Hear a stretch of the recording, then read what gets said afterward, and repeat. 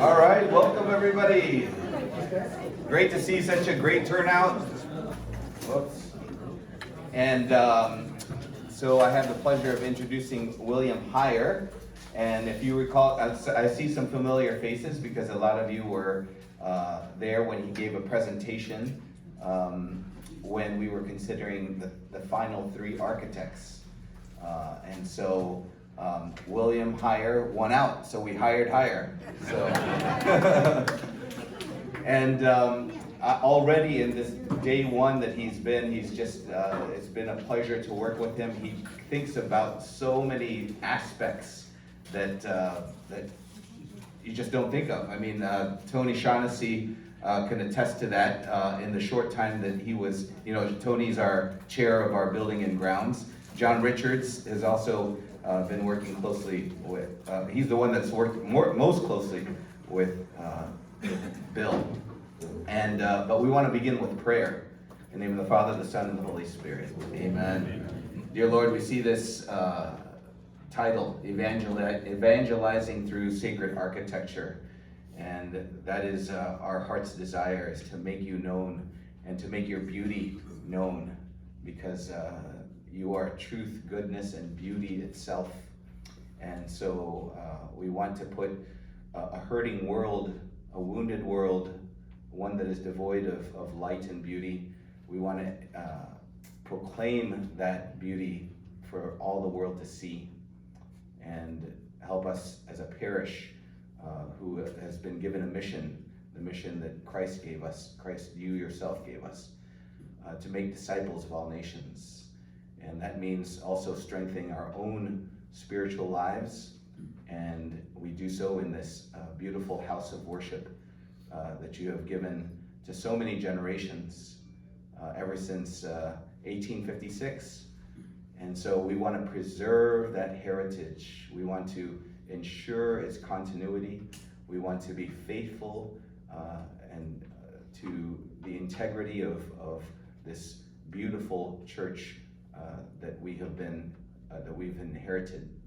And so help us to know then the principles of sacred architecture, so that your place that is on this holy ground may be preserved for generations.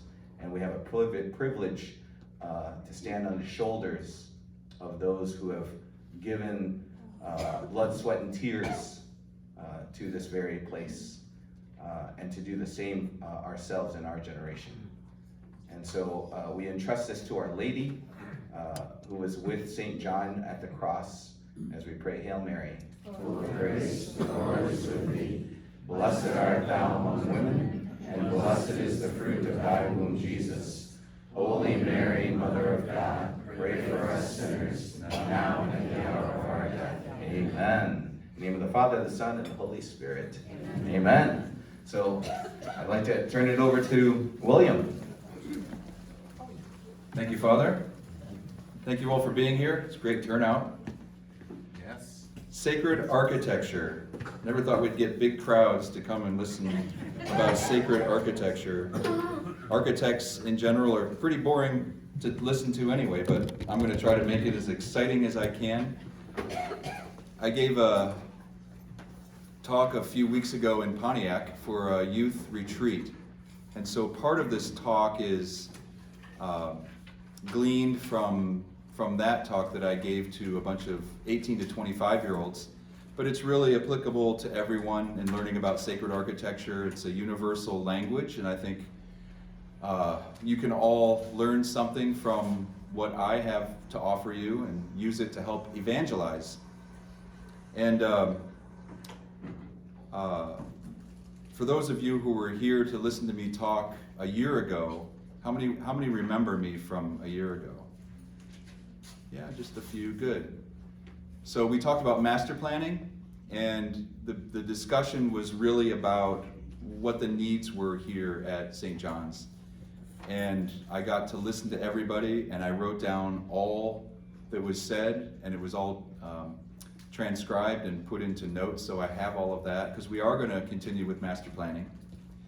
And that's the one project that we're working on that has to do with the future of all the buildings here on St. John's, two campuses, right?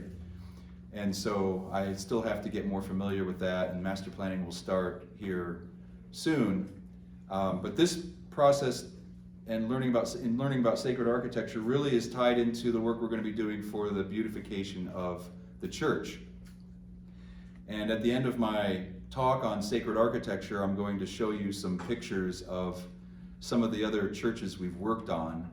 So it's a way to keep you here so you can see some of those pictures and show you the things we've done to improve beautiful historic Gothic churches in my 25 years of practice. But I enjoy giving this talk on sacred architecture. I'm passing on something that is really not taught anymore. Architecture in general is a subject that you don't really have a lot of resources for to learn about. People are always curious what architects really do.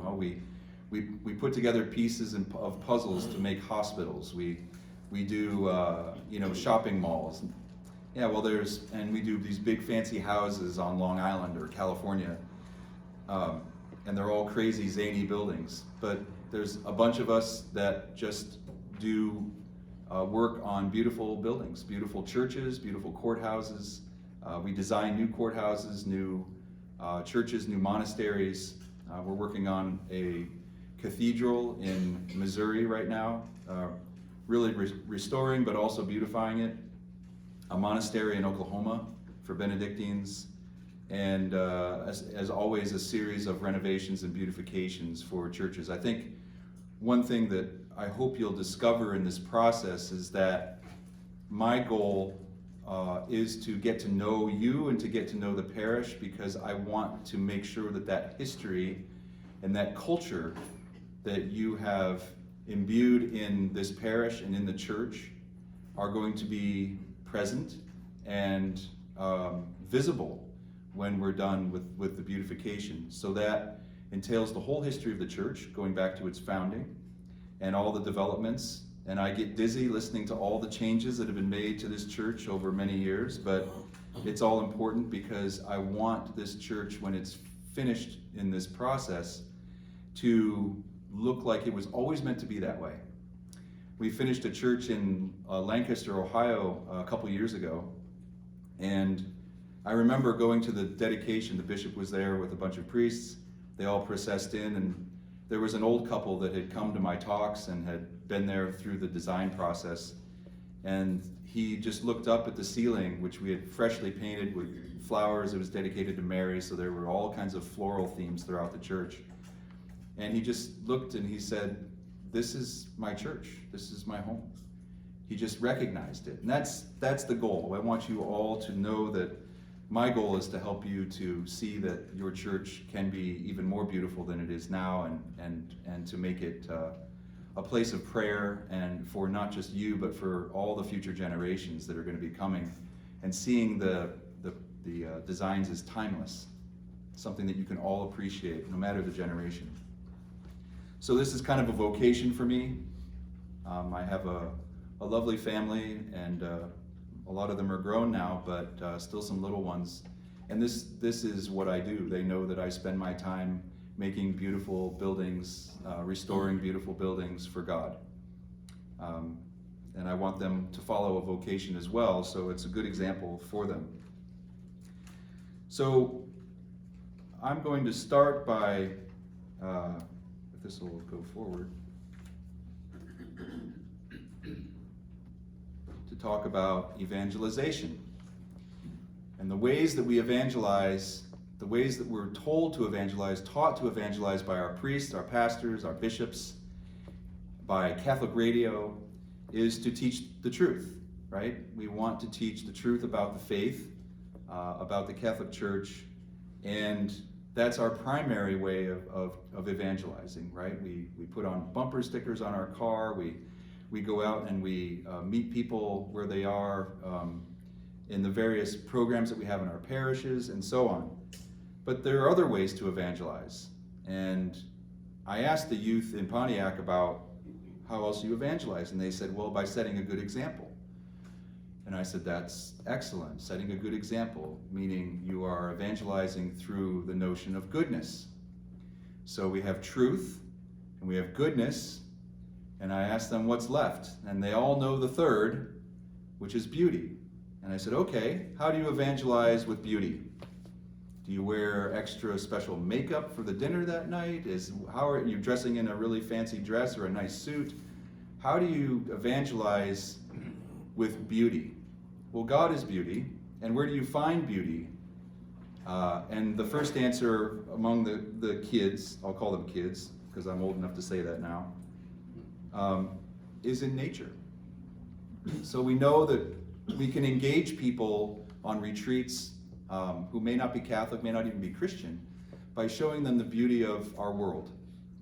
The mountains, the rivers, the streams, and of course you have one of the most beautiful states in the country here in Michigan, and so you have ample opportunity. There are other ways to evangelize through beauty as well. People find that the faith is beautiful, right? In the way that we portray ourselves, the way we dress, the way we act, the way we interact with people. We show forth that goodness and truth, and that in itself is beautiful, right? The three are intertwined. But there are other ways, and one of the most important ways that we've lost sight of is to evangelize through the arts.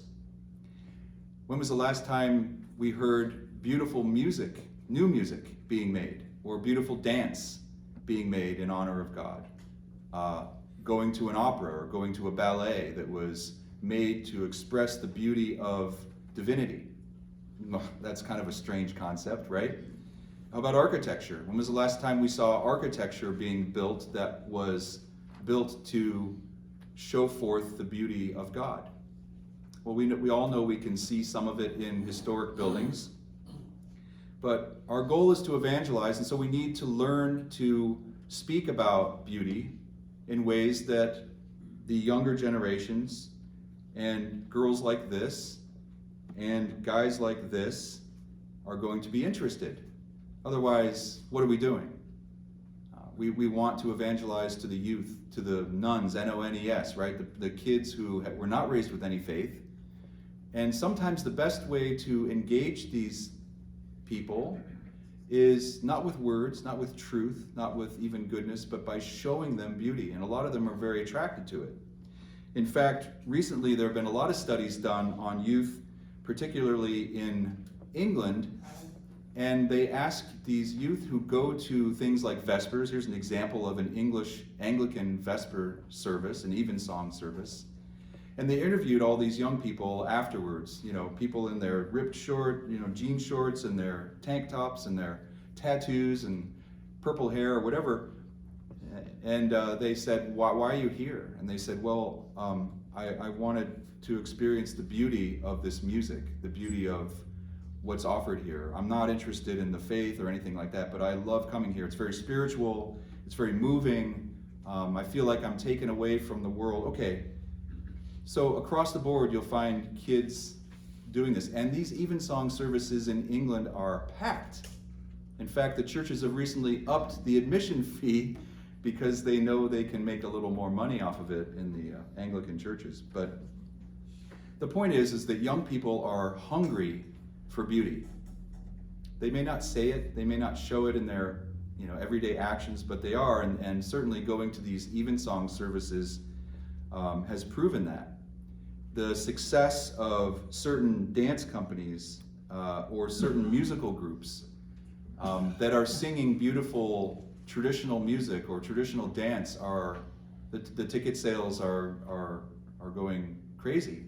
The group on the bottom is called Voces 8, and it's an a cappella group made up of young people in England. There's one American in the group, but they are extremely popular around the world. It's almost like another pop group, but they're singing music for God, and they're very professional about it. We also have a group of young artists, a lot of Catholic young artists that are studying in Florence, Italy, at a school called the Florence Academy of Art. Imagine that. And they're producing art that is beautiful, and they know the rules. The trick here is that in order to talk about beauty, You actually have to know some rules about beauty. It's not just whimsical. We just don't make things up. We have rules to follow. We have precedent to follow. And those are the things that I'm going to tell you a little bit about tonight when it comes to architecture. So, the desire of these young people in seeking out beauty is also God's grace trying to bring them into communion with Him. Okay? So it's important to understand that the first desire of God and the desire of these people, not necessarily always young people, I keep saying that, but older people, anybody who is discerning what life is all about, why am I here, what is true and real, God's grace is going out to them so that they can be in communion with Him. He wants to be in communion with them. And that communion takes place in a certain place, at a certain time, and there's a certain act in order for that to happen, and for the young person, the person who is discerning, to recognize it. And that sounds very abstract, but I'm going to show you some examples in history because this is important as the sort of foundation, and I'll try to work through it without getting off on a tangent or moving too quickly. There are certain rules in sacred architecture that express the language of what it is. Okay, this communion that happens is the first thing that we talk about. We go to church. As Catholics, you go to church, and communion is not just receiving Christ in the Blessed Sacrament at communion time. It's also about communion with Him spiritually in your prayer, right? But it's also communion with your fellow parishioners in the events and the activities that you have here. But going back in time, that instinct to be in communion with God reveals itself not in a church, but in nature. We talk about the beauty of nature. God took full advantage of that, particularly in the Old Testament. And if you know your Bible well enough, you know that when God chose to speak to Moses or Aaron or whoever it was, He spoke to them where? He spoke to them on a mountain. Think of all the mountains that you know in the Bible. Mount Sinai, Mount Horeb, right, where the burning bush. Mount Moriah, right, where the angels stayed the hand of Abraham so that he would not slay his son. And Mount Sinai, where God gave the 10 Commandments to Moses. So, what's my point? He chose to speak to us on mountains. Why? Well, symbolically, a mountain is not down here where we live, and it's not the heavens, right, where God lives, symbolically, but it's in between, okay? So He decided that not only am I going to come down to meet you, but you have to choose to come to meet me. And so that communion takes place at a halfway point, okay? And this will play out in architecture throughout history, including in non-Christian cultures. So the Egyptians, for instance, wanted to commune with God, and so they didn't have mountains, and so they built mountains. And so the ziggurats and the temples that you find in Egypt are places that are places of sacrifice. They're places of where the Egyptians wanted to commune with Ra, or the Pharaoh's father, which the sun god. In Abram's Ur, there were ziggurats where these temples were places where there would be a sacrifice held in the top of this mountain, and they expected the gods or the god to come down and be appeased by the sacrifice that was made. Some of the cultures actually had a place where the perpetual virgins would reside, and somehow that was to appease God as well, the gods. And so there was this sense of wanting to commune with Him, not knowing because Christ had not come yet, the Jews were only over in the Middle East, so all these other cultures throughout time were attempting to commune with him in some way. And so he gave us all kinds of clues as to how he wants to communicate, and not just through the Bible. The Greeks, for instance, always built their temples in the site of a mountain, or in the site of several mountains, or on a mountain. In Athens, if you've ever been to Athens, you might visit the Acropolis. What does Acropolis mean in Greek? Acropolis, it means at the top of the city. So these temples to Athena in Athens were meant to be places of communion with the gods for the Athenians. This is Corinth, the temple of Apollo, and the same thing. It was at the top of the city. Okay, so that is concept number one. The idea that before Christ, there was an attempt by humanity to find communion with God, whatever they believed, but they were searching. The second concept is that of what I'll call transition, or the gateway. Okay, a lot of these ideas are ideas that I've read from historians and church, experts over the years, and I've compiled them into a brief beginning understanding, so that the rest of us, besides those in academia, can understand how all this works and where it finds its roots in the past. So number two, again, is gateway. So if you know the books of C.S. Lewis, there's the wardrobe. And what happens when the children pass through the wardrobe? What happens to them? They are not just sitting in the wardrobe, they pass through to another land, right? They pass through to a magical land, the magical land of Narnia. And what happens to them? They're transformed. Time is different, right? Creatures are unearthly. Things happen there that wouldn't happen in our world. So they're transported to a magical other world. Okay, keep that in mind, because that plays a huge role in our churches. Nature also has its own points of transition. If you've ever been out to the Rocky Mountains, you find that there's a tree line. And above that tree line, nothing can grow except for lichen and little things, but the trees stop growing. And so it's a visible transition between our earthly living environment and something else. Something else. Why is it that we always like to climb mountains? I'm a huge fan of climbing mountains, and there's something exhilarating about getting to the top. And you just never want to stop. You go to the next one and the next one, because the point is that we're not in heaven yet. But rivers are also points of transition.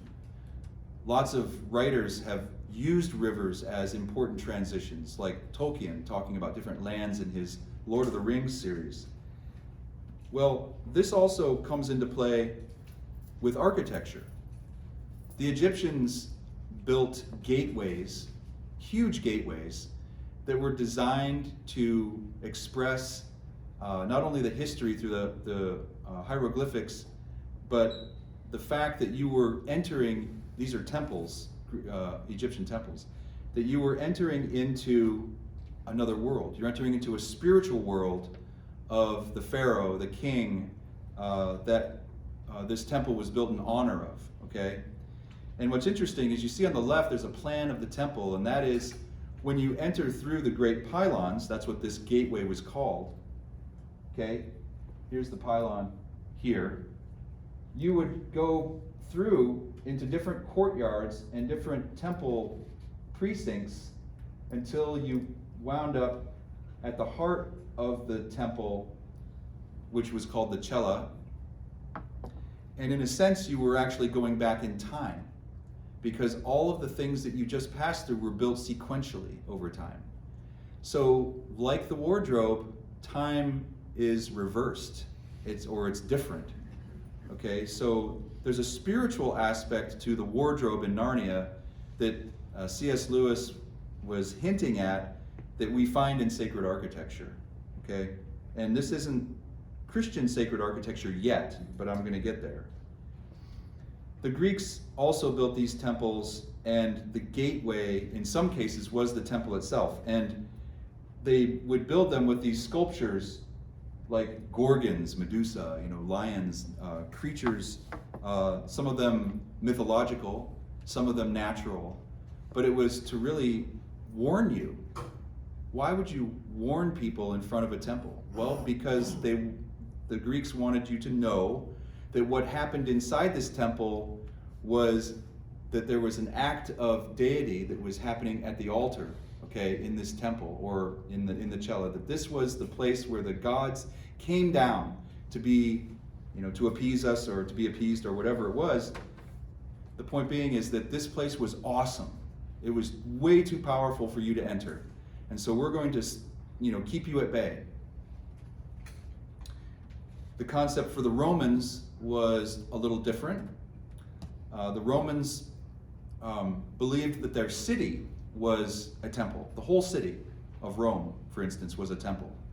And when Rome was founded, they actually had a sacred liturgy that demarcated the borders of the city. When you passed over that border, you were passing into the temple, okay? And so a lot of these entry points were marked with triumphal arches for the exploits and endeavors of different emperors and so on. This is Constantine's arch. And this concept of a gateway and this kind of architecture with the three arches going into the city of Rome was a concept, figure that was used by Christian architects not long after this. Okay, those are 1 and 2. So the sacred mountain and the communion with God, and then the gateway or the point of transition. The third one that's important to understand, and again, I'm speaking there's so much you can learn about this outside of a quick, 1 hour talk. But I'm gleaning just so you can kind of understand a touching point where you can explore more, on your own if you desire. In any case, the third is sacred geometry. So we know from Plato and Aristotle and the ancient philosophers that perfect shapes do not exist in this world. They don't. Can you name something that's a perfect circle? Even those laser carvers and even those computers can't make a truly perfect circle, okay? Or a perfect square or perfect triangle. But they do exist in our mind, right? Plato said that we could form those in our mind, so we know that they exist. And if they're in our mind, that means they're a reflection of something that's outside this world, which means God. So, philosophy 101. But this concept of sacred geometry plays a huge role in ancient cultures because they would use these forms, for instance, the circle, to try to express to deity that they understand deity, that they're trying to create that communion by showing them certain physical shapes. For instance, at Stonehenge, they were designing this ring of stones to express their understanding and to show reverence to the gods for the equinox and the order that the sun makes in its, the earth makes in its revolution. But they were honoring something that was of the spiritual realm. In the Bible, we find that shapes and numbers are things that God himself said to use. Okay? So when he designs the tent for the Shekinah in the desert, he gives the dimensions directly. What do you learn from that? First of all, you learn that geometry is something that God wants us to use to commune with him because he spells it out. It's right there in Ezekiel, in Genesis, in Exodus, okay? He talks about geometry. He talks about number, okay? He says, I want this to be 30 cubits by 20 cubits by 40 cubits. I want this to be 20 by 20 by 20. And we all read it and kind of doze off as we're reading it, right? But not me. I'm looking at it going, what is that? He's talking about architecture. The book of Genesis is about architecture. The book of Exodus is about architecture. God is using architecture to teach us about him. This isn't just, I want this fancy place, and when we're done with it, we're just going to trash it, right? No. He's using this to express himself.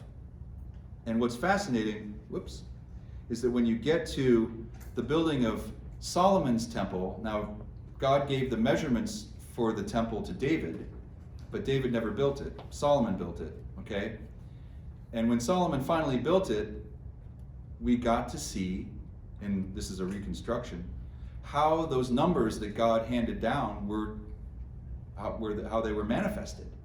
And what's fascinating about the math in the ancient Holy of Holies, the temple in Jerusalem, is that the proportions are musical. That's one. They relate to different relationships in musical chords, but also, and David, of course, was a lover of music. I mean, there's so many directions we could go in with that. But the inner sanctuary, the Holy of Holies, was 20 cubits by 20 cubits by 20 cubits. What does that define? It defines a perfect cube, right? And geometrically, the next step is to realize that a perfect cube defines a perfect sphere, because only a perfect sphere is snugly fit into a perfect cube, which they weren't going to build a sphere in ancient Israel. They were going to build a cube. The cube is what holds God. Why is a sphere a reference to God? In geometry, a circle has an infinite number of sides. And so in almost all cultures, a circle is seen as a symbol of deity, of divinity, of infinity, right? There's an infinite number of sides, mathematically. So the sphere is a symbol of divinity, that which has no beginning and no end. And they took full advantage of this, and God gave it to us. He wanted us to see it. You know, you think about how he must have thought we were just so dumb. You know, he's like, well, I can't communicate with these people, so I'm just gonna have to send my only son, you know, to talk with them in English, because, or in Aramaic, because I can't deal with this anymore. I've given them so many opportunities to know who I am. I gave them sacred geometry. I gave them a beautiful world, right? They still can't figure it out. But it's all there. All of this shows that humanity was finding ways to express divinity so that they could communicate with him. The ancients, whether they were Greek or Egyptian, they were looking for a way to do that. And then you have the Israelites doing the same thing, and God speaking directly to them. And that manifests itself in other temples, like the Pantheon in Rome, which is one of the great wonders of the world. It has this beautiful oculus in the center. It's now a Christian, or a Catholic church, Catholic Christian church. I am Catholic, that was sort of a faux pas, sorry. But on Pentecost, they drop roses from the top and they float down to the floor below. It's a beautiful, beautiful church dedicated to Our Lady of Martyrs. But look at the plan. It's a circle, okay, dedicated to all the gods back when it was built. And then you have this front piece, which is like a triangle in the front. I don't have a picture of the front. In any case, all the cultures were using their knowledge of geometry to express their understanding of divinity, okay? This concept, after Christ, becomes way more intense, way more energetic. There's so much that is expressed out of this, and we'll get into that in just a second. The final concept that I want to mention to you about architecture, sacred architecture, is really the heart of what makes sacred architecture different from, you know, the other kinds. And that is the notion of impossibility. Okay? So this is a temple in Egypt at Luxor. It was built 1,300 years before Christ. And it was built for processions. Okay? It was actually built for the Holy Family procession, which was Ra, the Pharaoh, his wife, and Ra, his wife, and his son, his only begotten son, who was the Pharaoh. So another link, I'm not going to get into that one, but lots of different religious links before Christ. So the interesting thing is that these columns are meant to represent lotus reeds that are all tied together. Okay? They're in stone, but they're lotus leaves. They were painted. They were colored with beautiful, beautiful colors, reds and greens and yellows and blues. All gone now, of course. But if you're thinking about it, if you're whether you lived back then or whether you're today, if you think about it, you put your mind in the right place, it doesn't make any sense. There's no way that a group of lotus reeds can hold up a giant piece of stone. If you tried to take a bunch of lotus reeds and tie them together and put a giant piece of sandstone on top, the whole thing falls apart, right? It collapses. But this is sacred architecture. Remember the wardrobe? Impossible things can happen when you pass into that world. And so the Egyptians were trying to show you that architecture followed all kinds of different rules when it had to do with things that were about divinity. Very powerful. At Knossos on Crete, look at this throne. This throne is the king's throne, okay? And either side of his throne are these two griffins painted. What is striking about these griffins is that A, they're not real, right? They don't exist in our world. B, they are symmetrical either side of this throne. Okay, they're unnatural creatures who are now obedient to this king. So the idea behind paintings like this, and you'll see it in sculpture and art throughout the ages, is that the king was not only king of the people of Knossos, but he was also king of the other world. He was king of this world, and he was king of the next world because he was divine. And that's why you have two griffins, mythological creatures, who are bowing to him and steady and calm. You expect natural creatures to be untamed, especially those in the wild. Just like at Mycenae in Greece, this is an ancient culture as well, you notice there are two lions either side of the column. The column is a symbol of the king, and the lions are obedient to him. What was this for? It was to show the people, especially, warring factions that would try to attack the city, that the king of this city was divine because nature was bowing to him. Nobody tamed lions in this culture. Lots of other things to say about that, especially those giant stones, but I won't get into that. And I'm not going to get into that. And so what happens is you have this notion of the other world coming into contact with our world in myriad ways. And by the time you get to ancient Greece, during the time of Pericles, the Athenians themselves were being carved on the temples as people. Now, this was shocking. This was sacrilegious for cultures previous to this. You would never carve humans onto a temple, okay? It was a place that was awful, it was awesome, it was a place that humans could not go because that's where the gods resided. By the time you get to the time of Pericles in ancient Athens, the Athenians were pretty much convinced that they were gods too, okay? We kind of know a little bit of that in our own culture, don't we? Today, people really think that they're gods. They have no, pain. They can go to the doctor for anything.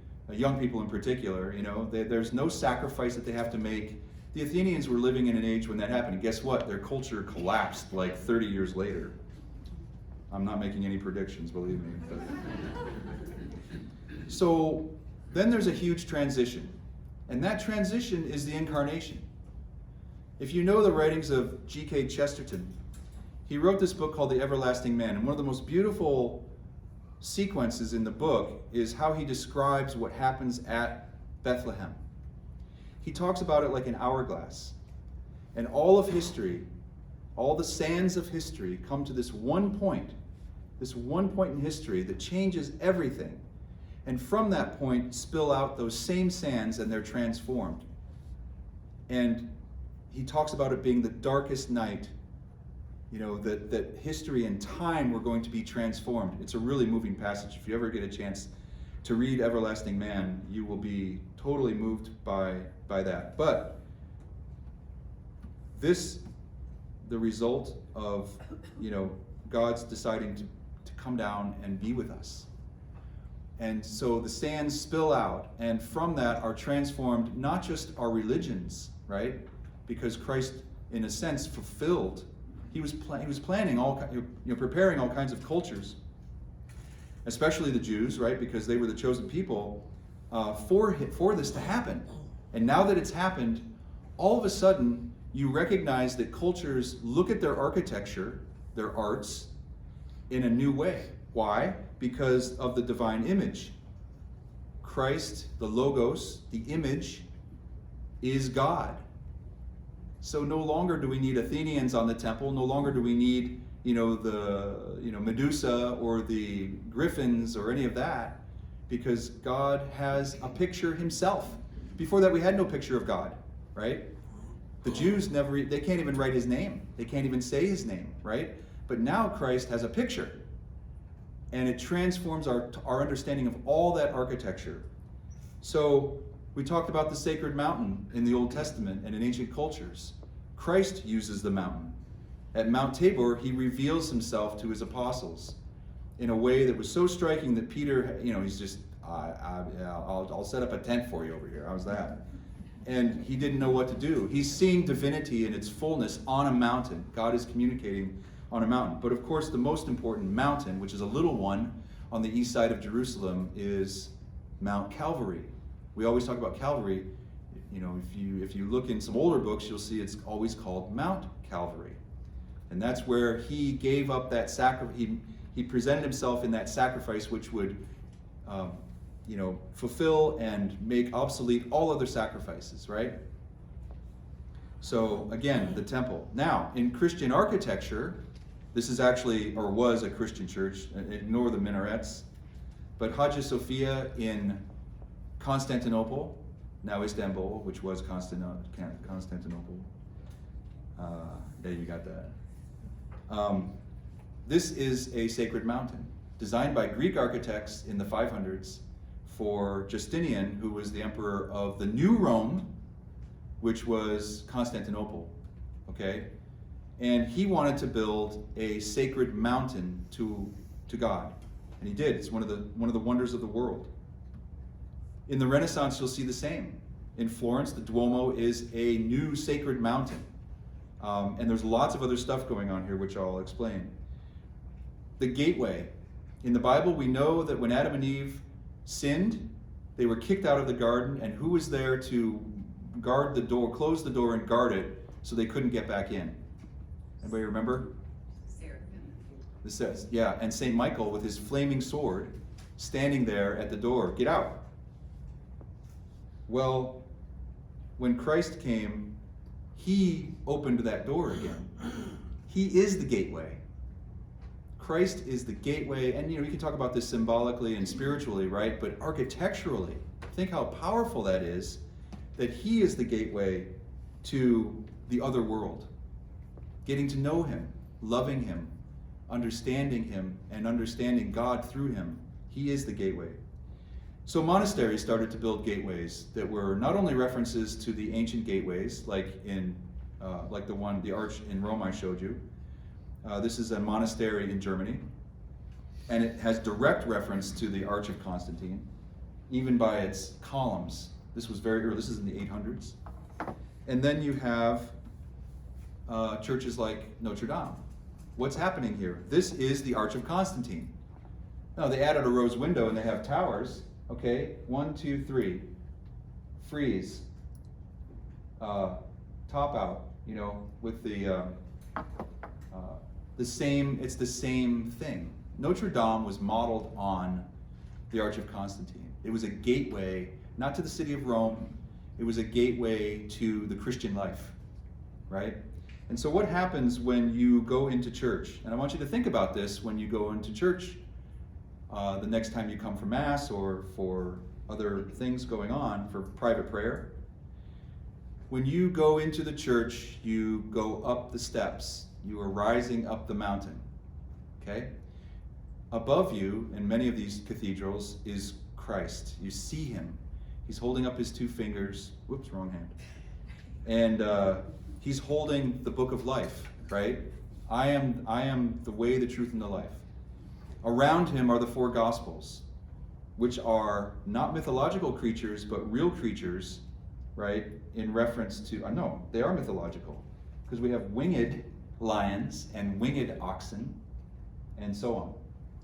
And angels, which are not mythological, but are of the other world already. So here it is. Here's the fulfillment of these great entryways, and these architects knew it. They understood this language, and they built on it for centuries after that. And somehow we've lost it. It's all gone. And it's hopefully coming back. But these are important things. So you enter into the church, and now where are you? You're in the nave. What is nave? Nave means, in Latin, navus means ship or boat. So what? You went up the mountain to get on a boat? You went up the mountain to live the Christian life, to be in communion with God at some level, right? And you're in the ship of Christian life by doing the stages of the cross, visiting the shrines of saints, doing the things that we do in our earthly life so that we can take that ship where? To heaven. And so the sanctuary was always seen as a vision of heaven, the new Garden of Eden, the new Jerusalem, right? This is sacred architecture. So there are rules that architects have to follow in order to make this happen. And it's not just the symbolic things that I've mentioned to you. There are rules that have to do with for instance, our human figure. So again, Christ became human. Therefore, he made sacred that which we're made of, right? And he showed us by becoming man that all of this, flesh and blood, is designed in God's image and likeness. Therefore, there's got to be some great things about our body that we can take that have influence on our understanding of God. Well, one of them is proportion and number.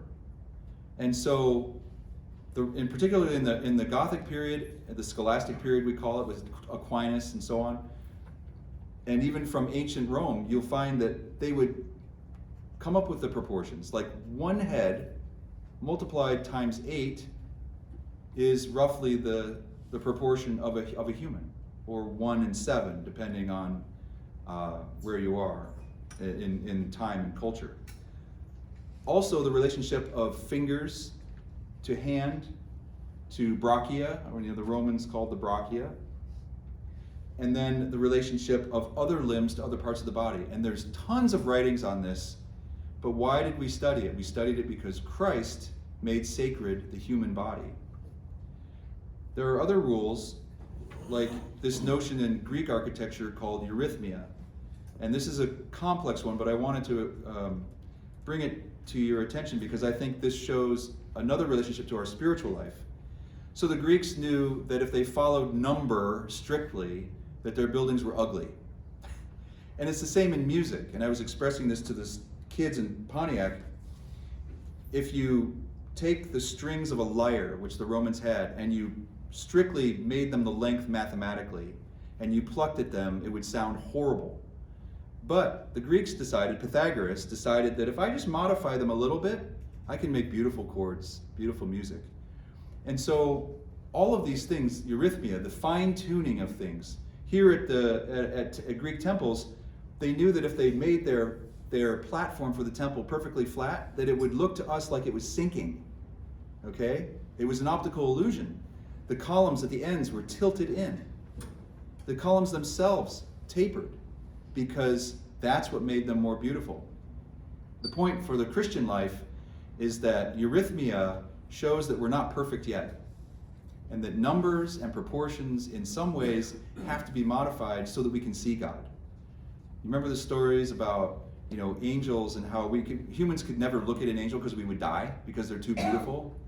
Well, we have this notion of perfect number and proportion, but we can't get there yet because we can't see the beauty. Not yet. We have to modify it and make it more human, more fallen. There are other concepts that are rules for sacred architecture. This one, in Latin, distributio, is the concept that there's a propriety to certain materials. Okay? So on the left is the Basilica Cathedral in St. Louis.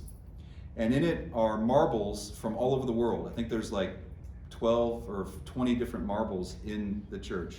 There's beautiful mosaics, right? It's appropriate to do this for God because he desires us to show our love for him through beauty. But we wouldn't do that in a rectory. Father Chaz is not getting beautiful mosaics on his ceilings. He's not getting marble columns to, we want to show that there's a propriety, there's a decorum for these things. And there's all different kinds of decorum.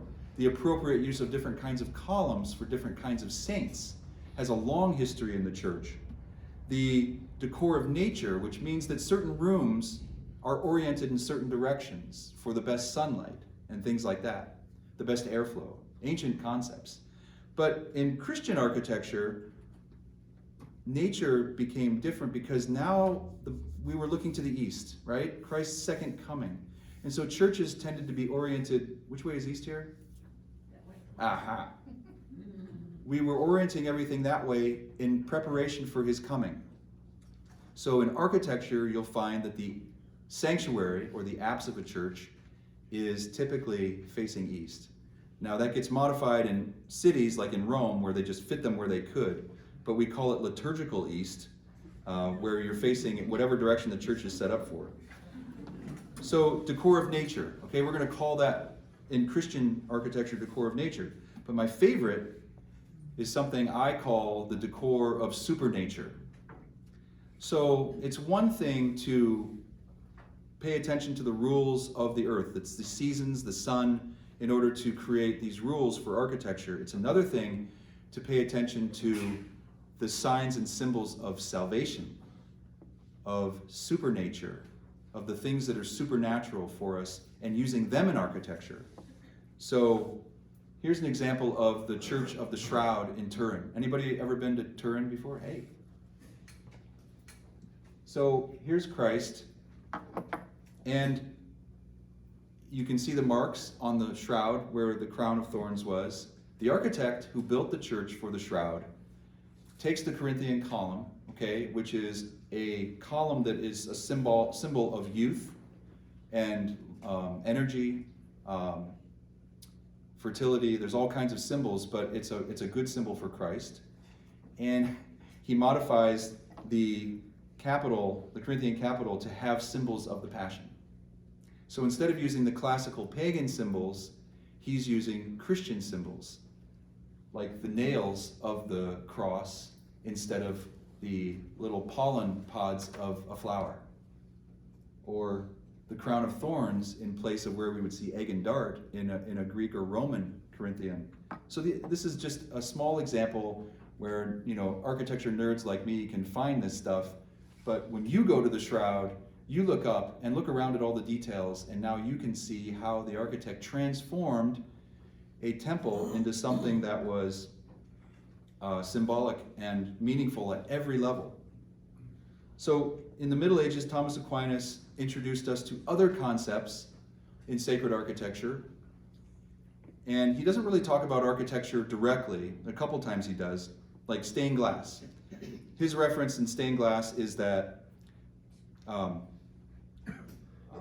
in the Christian life, Christ is the light. And so he brings this new light and shines this new light on all of us so we can see better, right? We hear this probably in sermons and readings. But he says that stained glass brings in the good light, but blocks out the bad light, so that we only get the pure light that comes through. What's that pure light? The pure light is the images in the glass of Mary and Joseph and Jesus, the life of Christ, the life of Mary, and so on. So light is an important concept, but also that clearing out of bad light helps Thomas to use terms like brilliance and clarity. He wants things to be clarified. And so all these rules come together and form the basis for the rules of sacred architecture. That was redundant, but it's, they're all there to help architects who do sacred architecture build it again so that you can understand and love and live your Christian life with architecture, and maybe even evangelize with it. So you'll notice in churches that in the Gothic period they opened up more, okay, and they had more glass, so that all that was left was light. So the scholastics and the Middle Ages, they took architecture to a level that was like Narnia.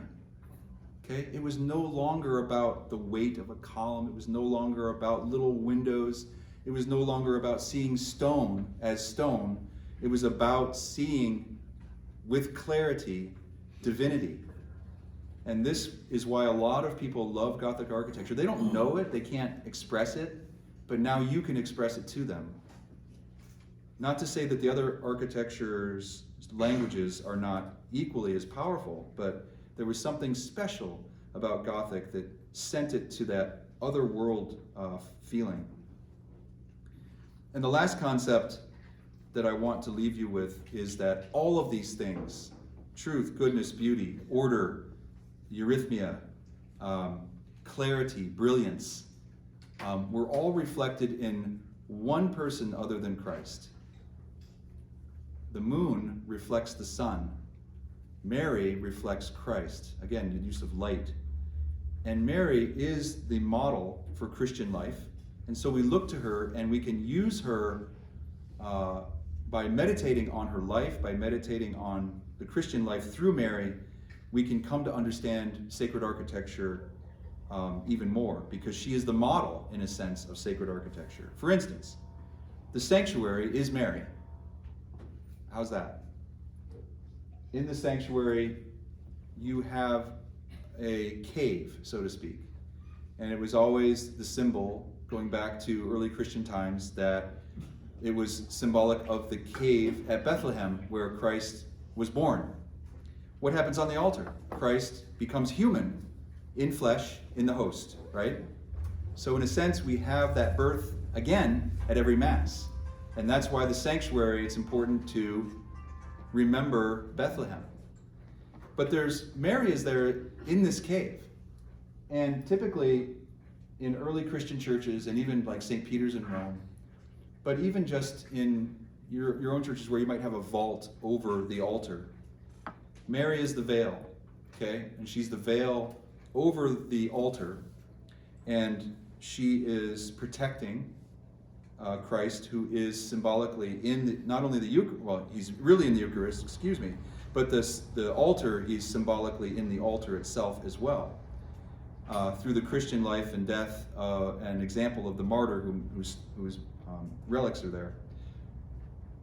But even more important than all of that is the relationship of the tabernacle, which is important to have in the sanctuary, because do you know the litany of the Virgin Mary? What is she? She's the Ark of the Covenant. She's the Tower of David. She's the Tower of Ivory. But she is the Ark. And when Christ resides in the tabernacle, he is preparing to come and become human again, or he's actually already human in the womb. That is the womb of Mary. The tabernacle is the womb of Mary. I had a priest years ago challenge us, and he said, when was the first Eucharistic procession? When was the first Eucharistic procession? Anybody want to take a guess? Visitation. Yeah, exactly. The visitation. And so now when you go to Mass, when you go to church, you see the tabernacle, you see the altar, you see the vaulting, you see the sanctuary. You can have a new understanding of sacred architecture. Okay, the second part of my talk is really about Gothic. I think you've learned a little bit about that, but it's important because your church is such a beautiful example of Gothic. And all these churches in France, for instance, are all named Notre Dame du what? Notre Dame de Notre Dame, Notre Dame. It's all dedicated to Our Lady. They understood completely that the church was an image of Mary, and inside of that church, in a sense, was her womb. The church was her womb, and Christ was made present on the altar in this church. Okay, so they had processions, they had windows that were dedicated to Mary, beautiful stained glass, all over, and then they were crowned. So all these towers. Now Chartres Cathedral was supposed to have this many towers on it. They never built them. They only built the front two and the flesh. But they were symbols of Mary. And so Gothic architecture over the years was developed in a myriad of ways. Some of it secular, some of it highly religious, the Catholic stuff in particular, but it developed in ways that were incredibly diverse, like King's College here at Cambridge. The stained glass throughout Europe and even in the US. Have you ever been to Covington, Kentucky? There's a huge basilica in Covington. It has the largest continuous stained glass in the Western Hemisphere, I think. And it's a stained glass of the Council of, I think Ephesus or Nicaea. Anyway, there were other ways that Gothic developed. And you'll find even in Texas, these beautiful Gothic, country Gothic churches, beautiful ceilings, windows, Stations of the Cross, different colors. How many of you would ever think to paint a Gothic church rose colored? And yet you'll see that in the South, where they love their color. In England, the Victorian period, you'd find all kinds of color. Gothic churches really developed and expressed themselves almost like a garden with flowers and color. And all kinds of elements. Here's an English example where you have this canopy. Instead of having columns on it, it's just floating. You know, it's kind of otherworldly, this canopy floating with a symbol of the Holy Spirit who's coming down through the incarnation and for the Mass. The cathedral in Savannah, Georgia, another example of beautiful Victorian Gothic architecture, which is really what you have here and developed in very different ways. So when we start a project, we look at Gothic precedent, which is some of the images I just showed you, but then we kind of dig in and look at your church and understand its bones. And one of the first things that's striking to me, whether it was brick and kept brick or with stone, is your two towers, okay? And you'll find that in architectural history, especially, Gothic history, you'll find that most churches do not have symmetrical towers. You've all seen Notre Dame. Okay, that's an example of symmetrical towers. You might have some in this country where they intentionally did that. But for most of history, they are not symmetrical. And there's some symbolism behind that. For instance, at Chartres, a lot of times the patrons of the church were married. They were royalty, so it was the king and the queen, or the duke and the duchess, or whoever. And so the two towers were meant to symbolize those patrons who paid for the beautiful front face of the church. It was also a symbol of warning. Remember the two lions? So having these talisman is like the pylon. And symmetrical or not, they still form this gateway to the other world. But you can see at Chartres, they were never meant to be the same. At Saint Denis, they didn't even build the second one. I don't even know what it was going to look like. I don't know if we have drawings of it.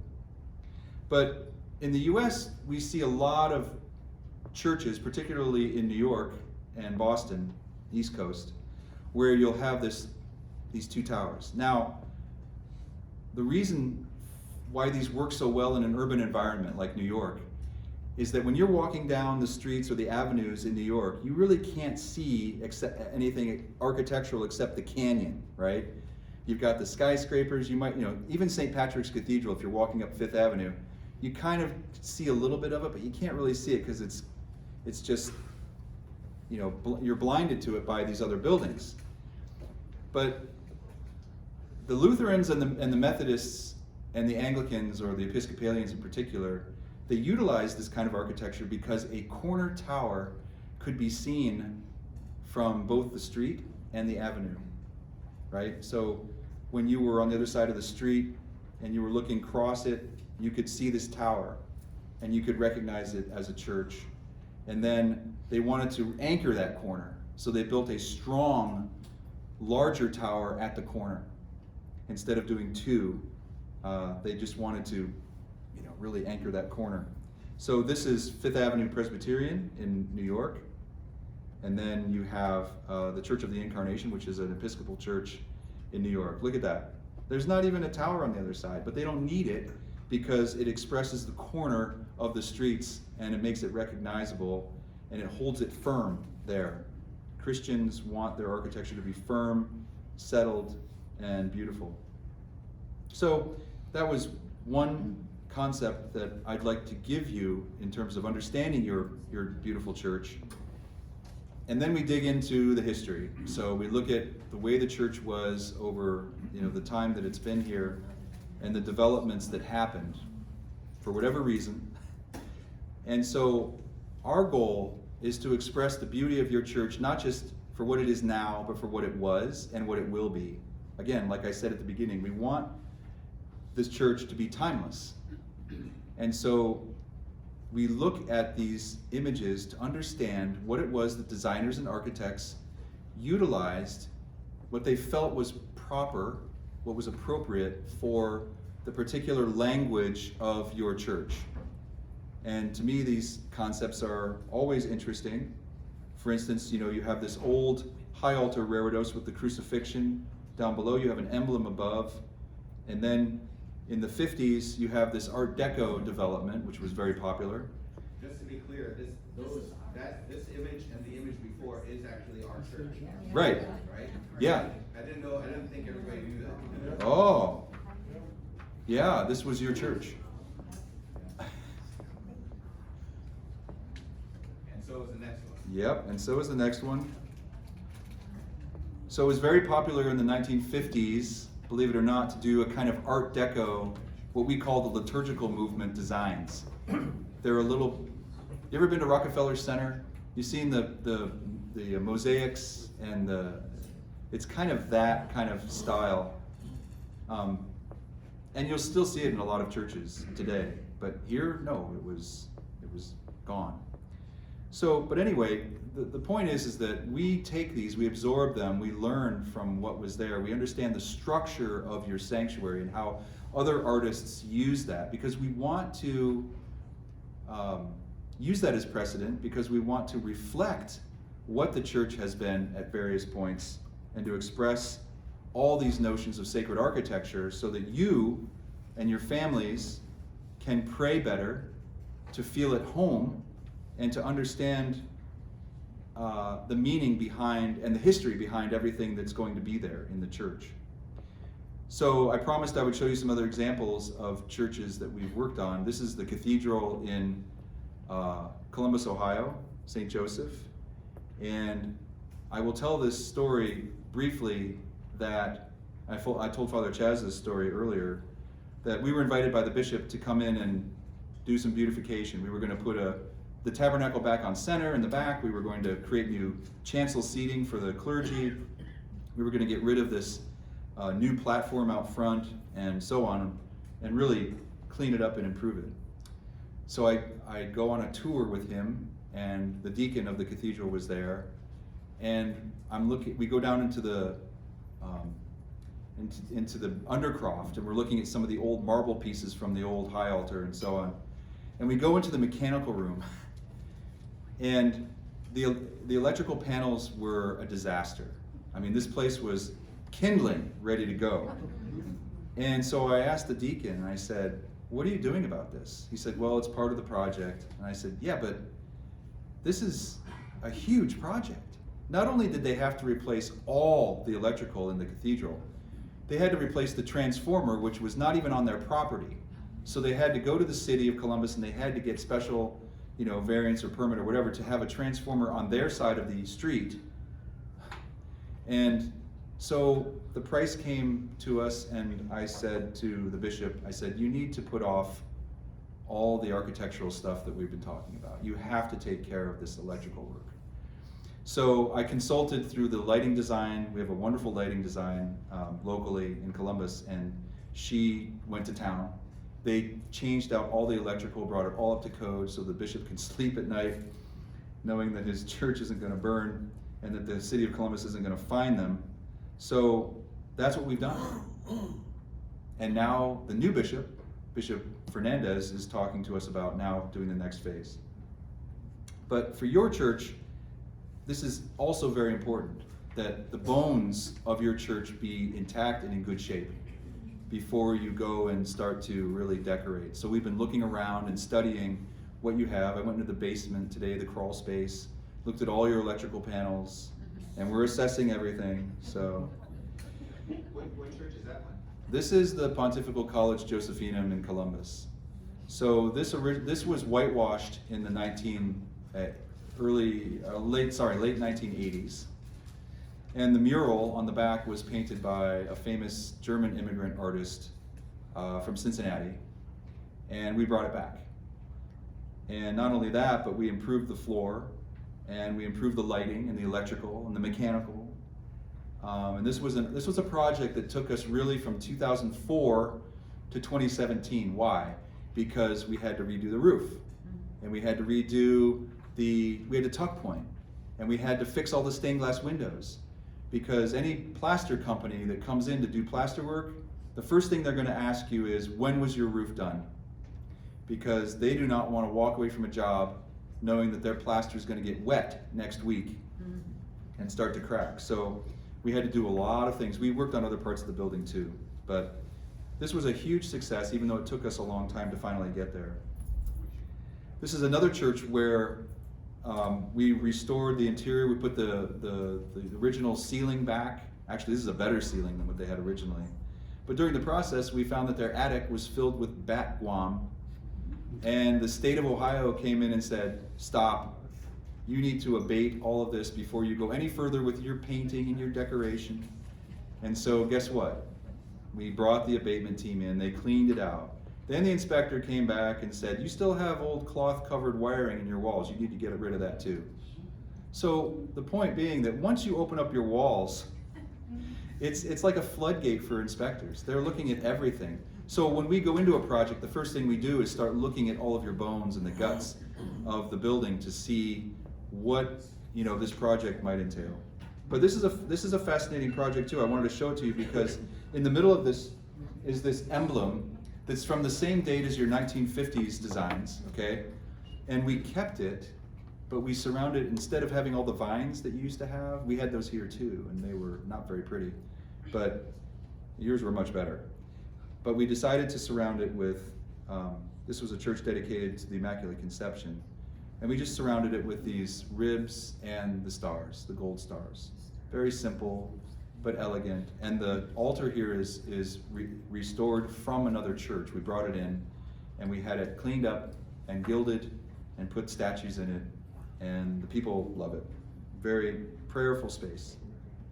Another church was a very simple Tudor Gothic church, also on the way to Cincinnati, Ohio. And this one we just sort of touched up. This had a good roof. The tuck pointing had been done.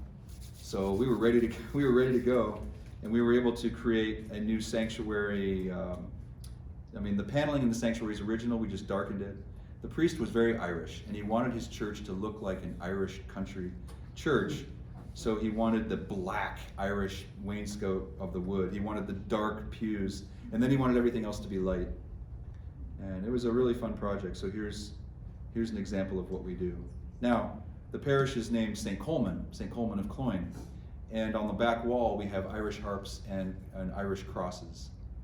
Not the harp beer, but the other. You have to take the harp and flip it to make it a real Christian symbol. According to Father, he says that's the way you do it. Okay. But we have these riddle posts with the zigzag designs, and you've got the cross, which was donated by parishioners like 30 years earlier. We decided to make a beautiful setting for it. And then we had an artist from Cincinnati paint the designs in the canopy. And we improved the choir loft. So this church had one tower and a really bad steep stair. We rebuilt the stair. We got a variance for it, and we gave the choir a real sort of screen, so it was symmetrical, and it highlighted that back window of the Holy Trinity. Another church we did, this is St. Mary's in Marion, Ohio, which is closer to here. And this is what they did in the 1990s. They tried to make it better after it had been whitewashed. So they built this reredos thing, which was supposed to mimic the original, which had been destroyed. And we were asked to come in and beautify it. It was, kind of dull beige paint. So we concentrated on the sanctuary, and we added all of these symbols of the Garden of Eden, flowers that were named after Mary, and so on, and the stars in the ceiling. So the whole sanctuary is now symbolic of Our Lady, and we moved the tabernacle back on center, and it's got this new canopy over it, and then we have 2 side shrines that are new. And we brought back some of the decoration from the earlier church, from the 1800s, but not all of it. We wanted to keep it elegant and simple outside of the sanctuary. Sanctuary, we went to town. In fact, there was one lady who, you see the flowers at the bottom? So in order to do that pattern, you have to paint the wall the blue. It's a blue color, sort of a greenish blue on the bottom. So we had to paint the whole thing that color.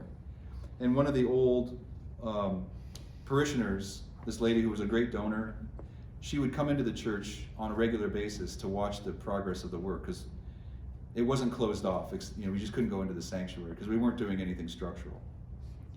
And when she saw that color going up and the first flowers going up, she cried.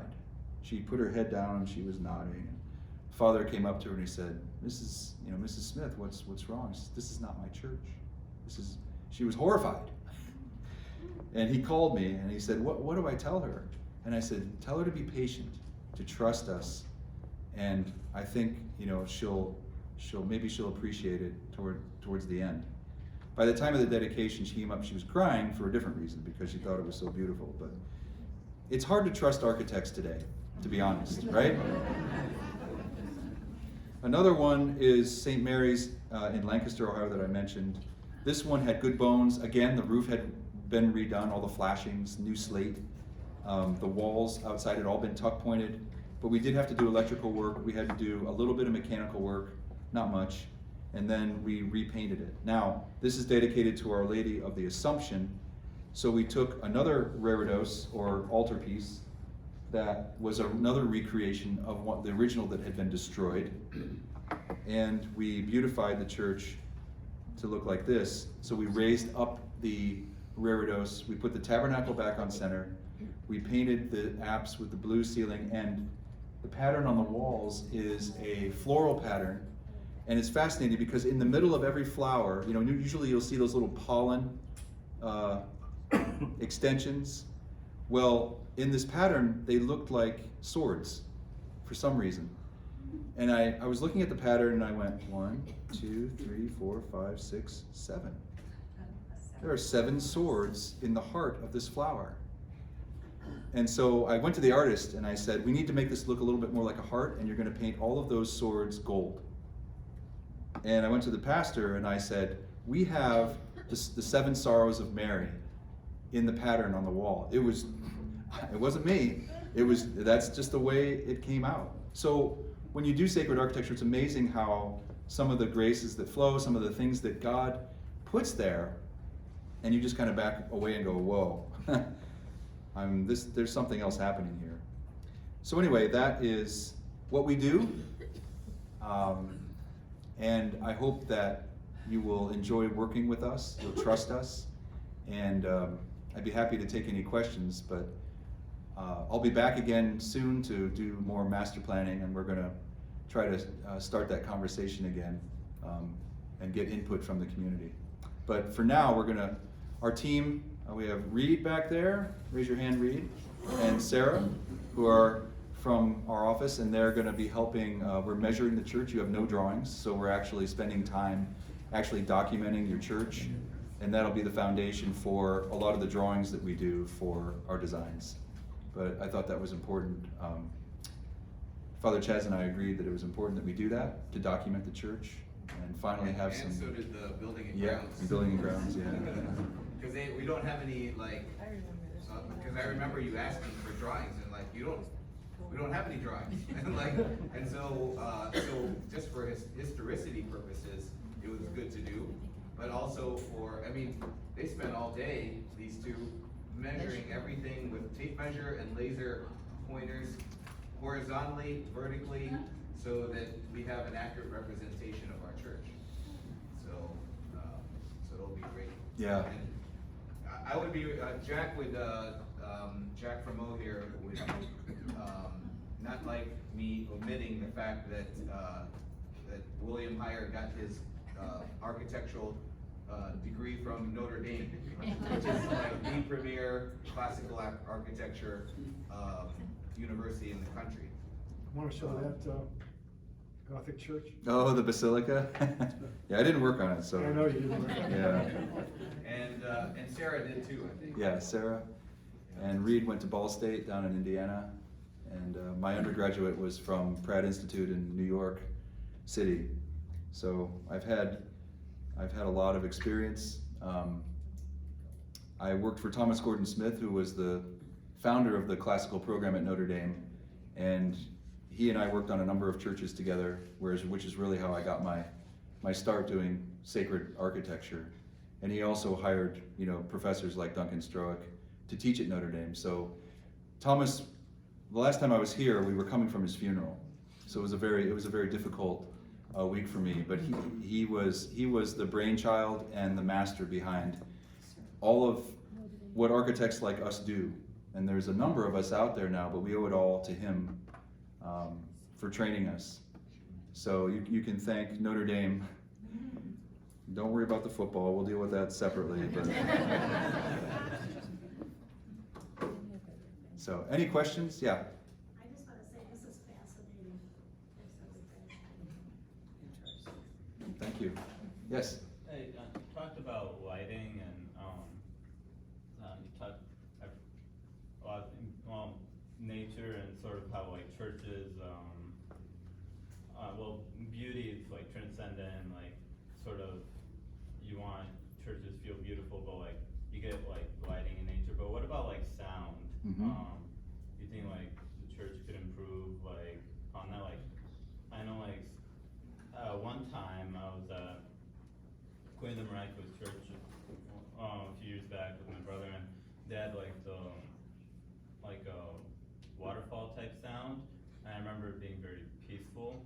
I don't know, I just like, you were talking about a lot of things, but I didn't really hear about sounds. I thought that was Right. peaceful. There are two aspects to sound that are important for a church. Thank you for bringing that up. One is the spoken word, and all of our new technology is fantastic. I mean, we've never experienced anything like it.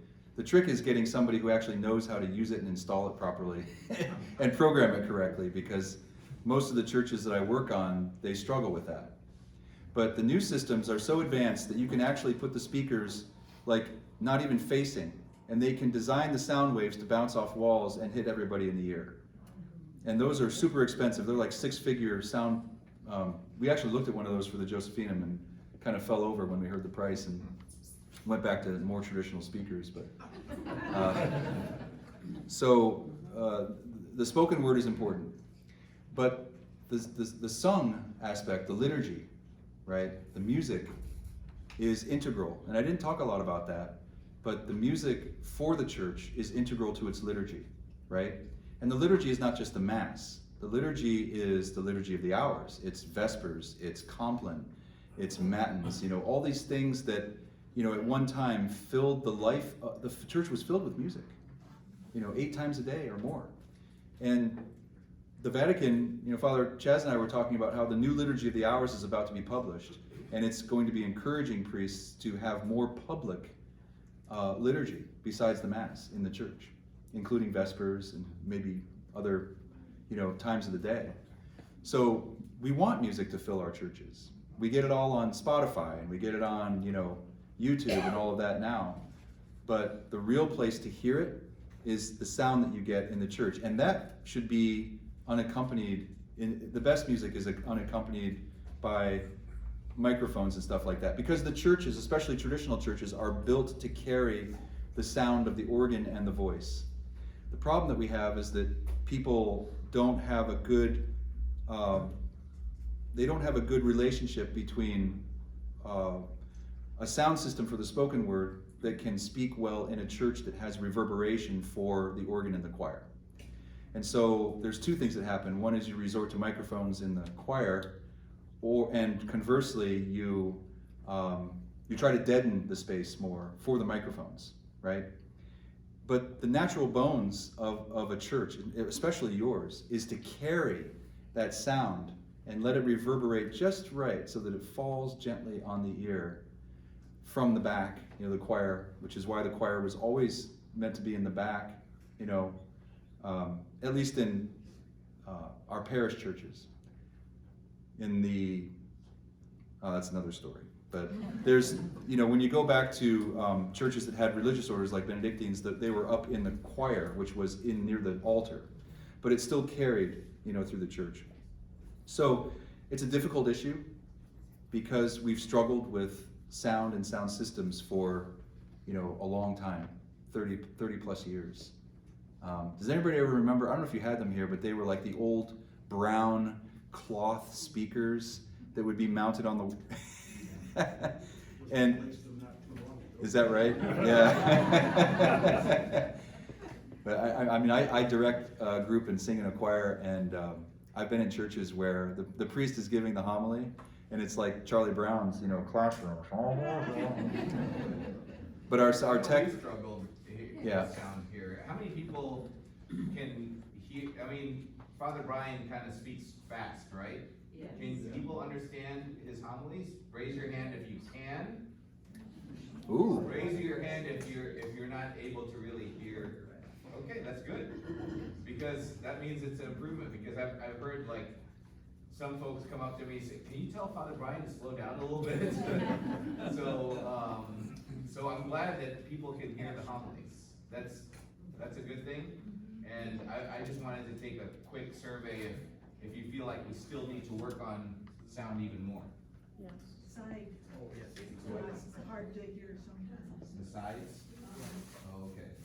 So the nave is good, but the sides are so. Okay. Well, there's one other aspect to music that because I think I probably didn't answer your question exactly the way you wanted, but music, as I had mentioned, in proportion, like from the Temple of Solomon, it actually, there's 2 points to that. One is that in the Renaissance, there were actually composers who were using the proportions of buildings to write music. So there was an early Renaissance composer named Guillaume du Fay, who was from Flanders, and when the Duomo in Florence was finished, he went there and he studied the proportions of the architecture and actually based one of his pieces on the proportions of the space. And it's a polyphonic piece, so you have 4 or 6 voices that are all interweaving, but it's all based on the mathematics of the proportions in the cathedral. And I forgot the other one. So anyway, there you go. But music plays a huge role and can be symbiotic, it can actually be integral to the architecture. Oh, the other point I wanted to make was that the Temple of Solomon, with its proportions, those proportions were actually used to create music halls in Europe.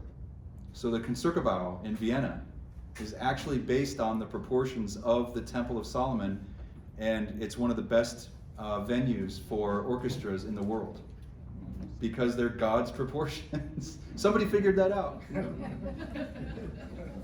Great stuff. Any other questions? Yes? Just staying with sound for a moment, do you think it'd be possible to integrate something like T-coil as you evaluate the church and the wiring and everything else? Would you be able to do like a T-coil wiring system? You mean? Yeah. Yeah, of course. Yeah. And that's important. In most dioceses, we're asked to do that anyway. That's So, awesome. That's but great. that would because you have a newer sound system, it's a little trickier. That would probably have to be worked out, within the parish, because it wouldn't be in our scope necessarily. But I'm glad you brought it up, because if your sound company can integrate that with their system, they should be able to. Yeah. Are you talking about using the phone?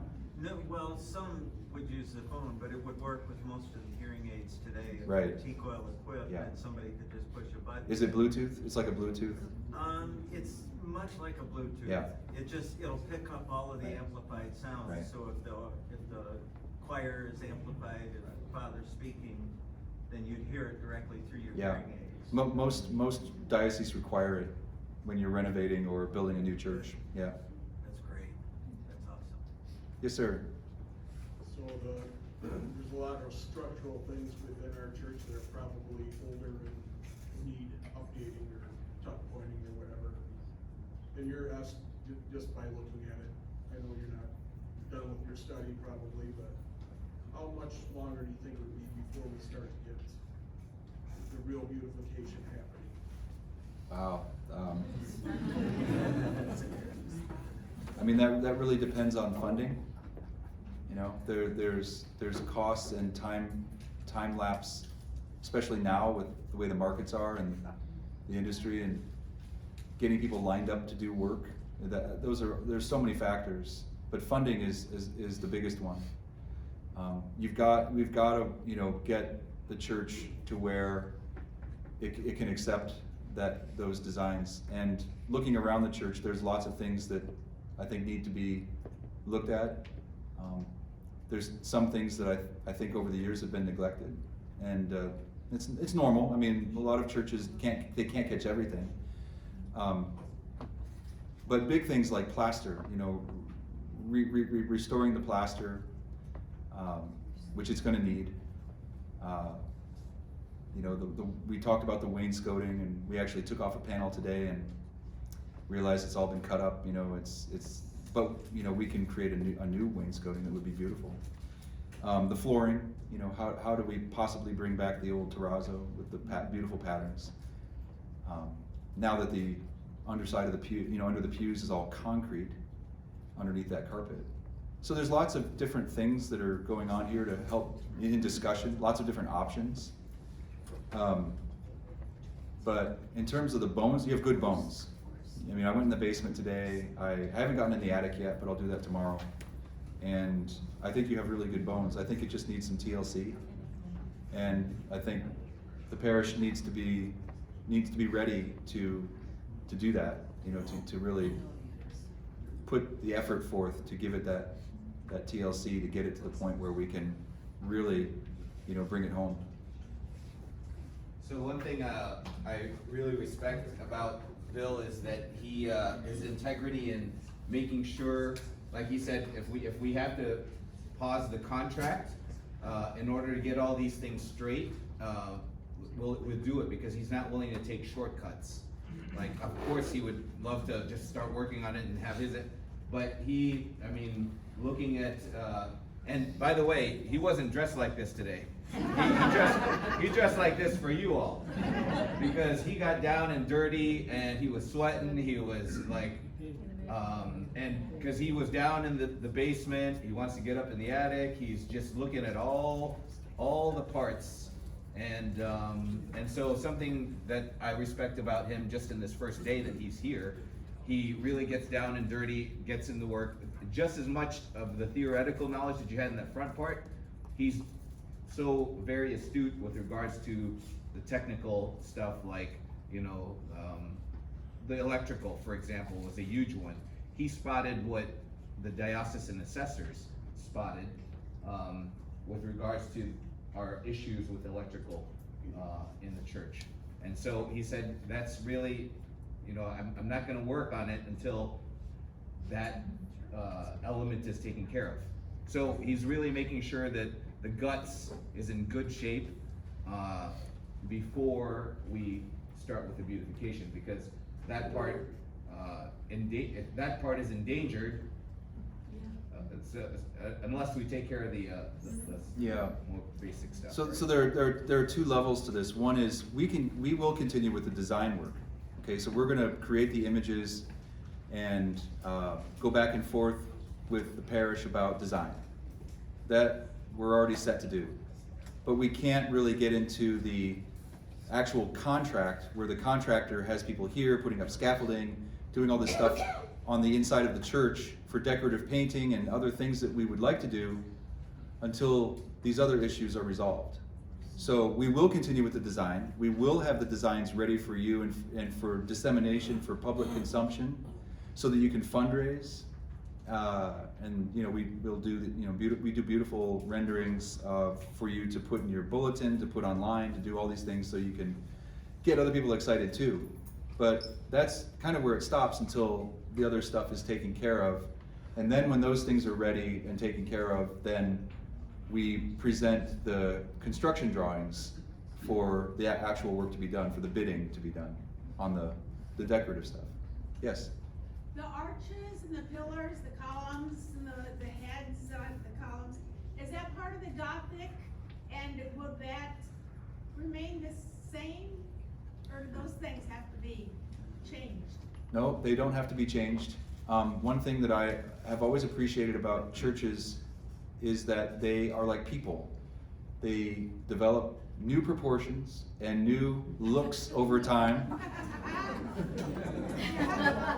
And so you know, some things were not meant to be. They were mistakes or they were sloppy.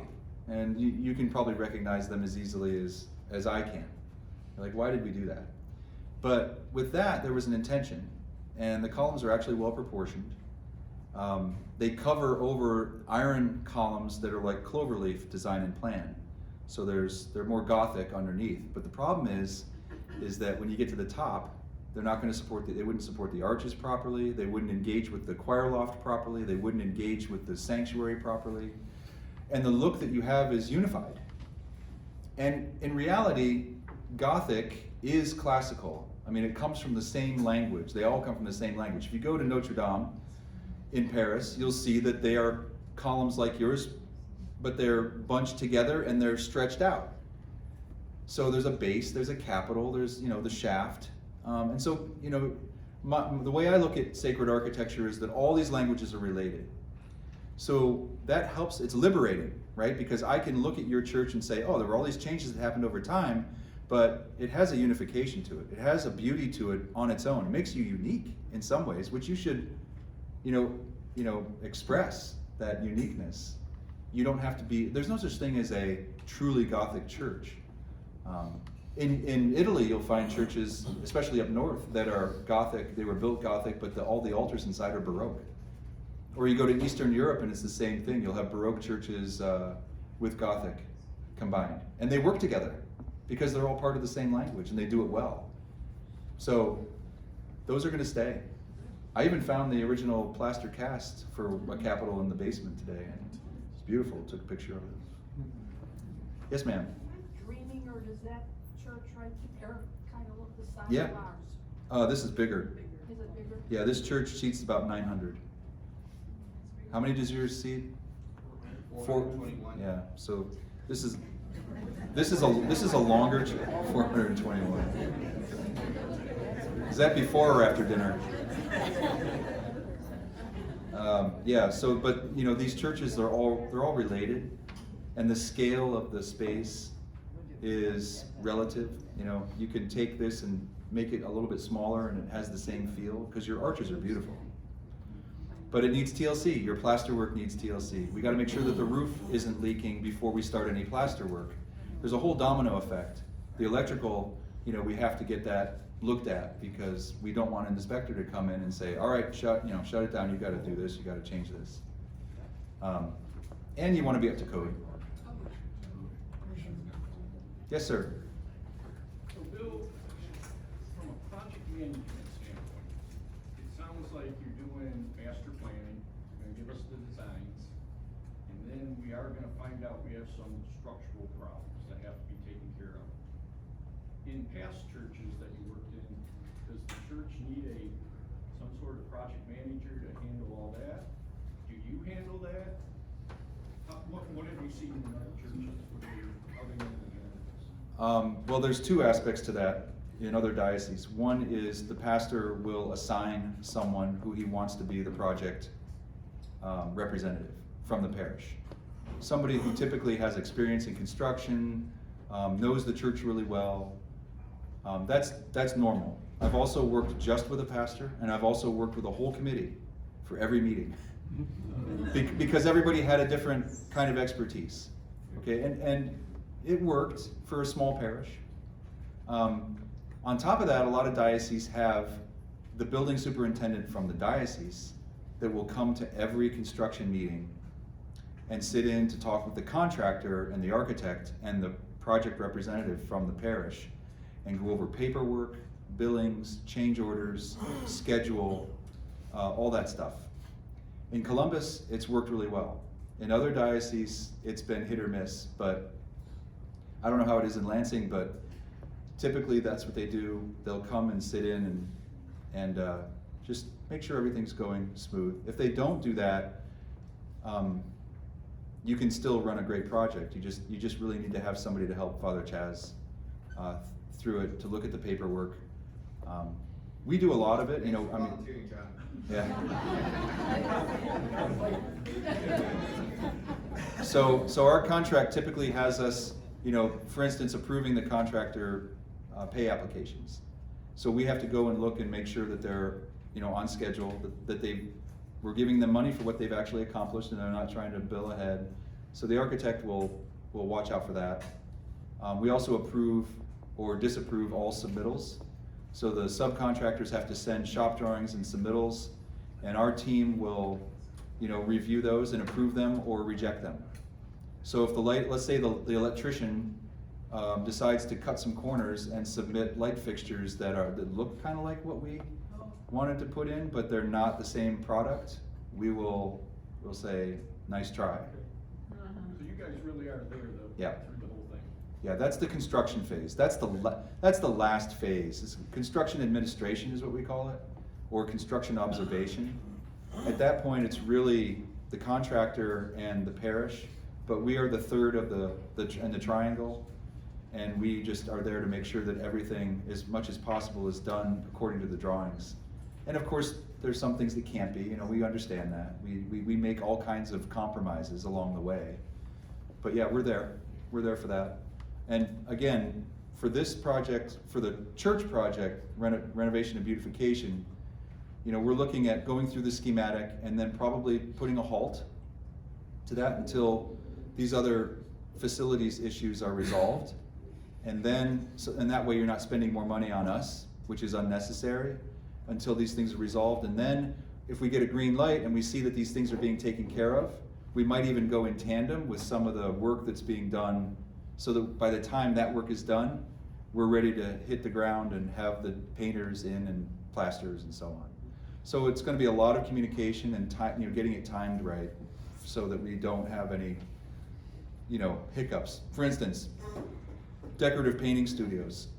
You know, right now we're scheduling a year out or more for decorative painters. So I need to call decorative painters tomorrow, and I need to tell them to put this on their radar. Because by the time you take care of some of these things and these drawings are done, they need to be ready. It needs to be on their calendar. Same with woodworkers, you know, furniture makers. I have a wonderful furniture maker over in near Milwaukee that does beautiful church wood furnishings. And I need to put this on his radar like 18 months in advance. So it's just the way the market is now. But I'm not canceling 1,000 orders like Delta Airlines. Just gotta say, our priest, Father Randy, he does furniture. Okay, yeah. Yeah, we love to work with local artists. I know you have a painter here, a decorative painter. When you get into a project that has a certain budget and a certain timeline, volunteer work has a specific role. And that role is to be under the leadership of the contractor, because he has time to keep, right? And a lot of the things that volunteers want to volunteer for affect the timeline. So, you know, let's say you have an electrician who wants to work on he's a parishioner. I don't know this, but the contractor is going to make sure that he's licensed, bonded, all that stuff, and that he's going to be there every day, and he's going to follow the timeline, because guess what? If his work doesn't get done, it slows up everybody else. And sometimes volunteers say, hey, you know what, I'm giving Father this for free, so I'm going to do it on my time. And we've run into this. And so a lot of contractors, some contractors won't even bid jobs where there's volunteers. They don't want anything to do with it. So you could miss out on your best contractor because you are adamant to have these volunteers do the work. Or, you know, parishioners who have businesses that are giving a deal. So there's a lot of give and take, and we like to use, you know, as much local talent as we can. But you have to draw the line somewhere, and the contractors will really appreciate that, so that the timeline keeps moving. And it helps you too, because the contractors won't be here longer, which means more money for you that you have to spend for their trailer and for their personnel and all that when they're here. So think about that when you're talking about people who want to be involved in the project. They're gonna fit into a slot. Licensed, bonded, contract, time frame, directed by the contractor. No, I'll get to that, Father, next year. I'm busy right now. Yes, sir. Can you talk a little bit more about the construction? You talked about how the columns are steel. Like, what's on top of that post where it starts to transition into the arches and then into the roofs? And what's in between our stone walls on the outside and the plaster on the inside? I can give a couple, a little bit of insight into that, but I don't know. We don't have drawings. I haven't been up in the attic. So I don't know what happens at transition points with the iron, okay? I do know that the iron columns that you have sit on stone walls down in the basement, and it all looks very clean. It's all very, it looks nice. But when you get up high and it transitions into the timber trusses that are up there, or iron, I don't know. I mean, I'll have to go up tomorrow and look. I don't know what those connections are. It's not very pretty. It's not. What was the other thing you asked about in terms of construction? Okay, so a church like this, built in the mid-19th century and even into the early 20th century, it's made up. It's called masonry bearing construction, which means that the wall is either 3, 4, or 5 layers thick of brick. That's what your wall is.